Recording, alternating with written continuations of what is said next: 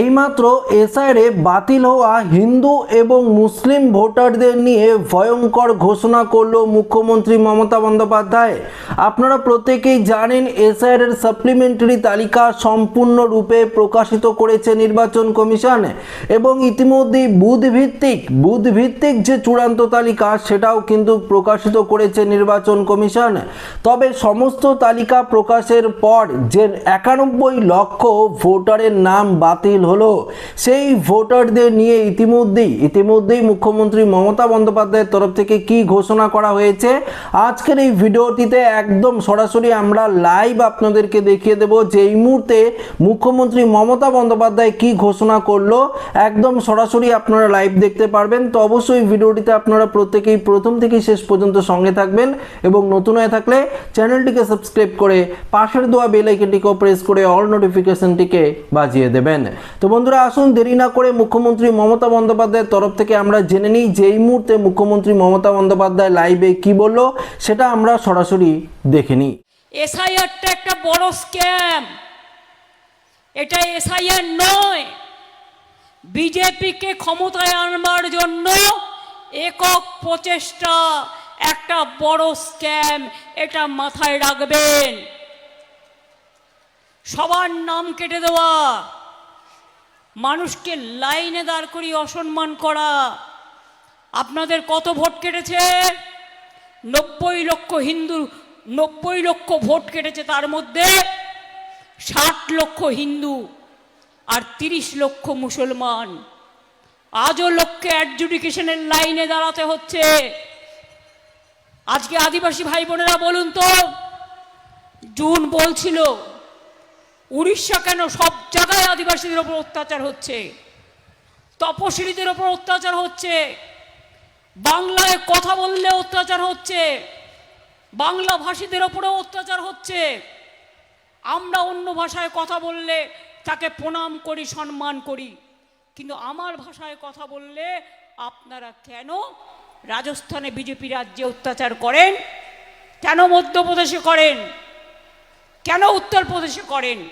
একবার জবাব দেবেন কি তার? বিজেপি রাজ্যে মাছ খাওয়া বন্ধ, মাংস খাওয়া বন্ধ, ডিম খাওয়া বন্ধ, আর মিথ্যের বাজার নিয়ে যারা আসে ইলেকশনের সময় প্রতারণা করতে, মিথ্যে কথা বলতে, মনে রাখবেন একটা সতর্ক করে যাই, সব মিটিংয়ে বলছি, ব্যাংকের অ্যাকাউন্ট নাম্বার চাইলে কেউ ভুলেও দেবেন না। টাকা পাঠাবার নাম করে আপনার সব টাকা তুলে নেবে ইলেকশনের পরে, আর আপনার টাকায় কিছু কালো টাকা মিশিয়ে দিয়ে income tax, ED, CBI raid করবে। মনে রাখবেন, এই টাকা কালো টাকা, হাত দেবেন না, ছোবেন না, কালো বাজারিদের টাকা।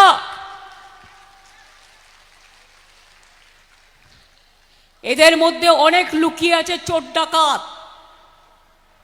যারা হলদিয়াকে বেচে দিয়েছে, যারা মেদিনীপুর পূর্বকে বেচে দিয়েছে,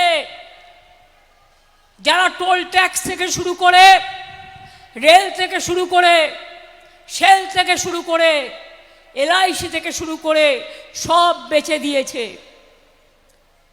এরপরে গ্যাসও পাবেন না, ইলেকশনের পর গ্যাস বেলুনের মতো উড়ে যাবে। বিহারে যাদের ভোট কেটেছে তাদের নাকি বলা হচ্ছে তাদের রেশন বন্ধ, তাদের ব্যাংক অ্যাকাউন্ট বন্ধ। আমি বলি, আমি থাকতে আমি এসব করতে দেব না, এটা মাথায় রাখবেন। ইলেকশন চলাকালীন পার্লামেন্টের ডিলিমিটেশন বিল নিয়ে আসছে। কত বড় অন্যায় দেখুন, ওয়েট করতে পারলো না, কারণ টুকরো টুকরো করবে বাংলাকে, এই করার নাম করে এনআরসি করবে। সেই জন্য যে যাই বলুক, যে যাই করুক, একটি কথাও শুনবেন না। যদি ডিটেনশন ক্যাম্পে যেতে না হয়, রেশন বন্ধ না হতে হয়, লক্ষ্মীর ভাণ্ডার বন্ধ না হয়, কন্যাশ্রী বন্ধ না হয়, জয় জোহার বন্ধ না হয়, তপশিলি বন্ধু বন্ধ না হয়, সমস্ত ভাই বোনেদের বলছি, খাদ্য সাথী থেকে স্বাস্থ্য সাথী থেকে, তাহলে মনে রাখবেন, সম্মান নিয়ে বাঁচতে গেলে আপনার দরকার তৃণমূল কংগ্রেসের সরকার, জোড়া ফুলের সরকার।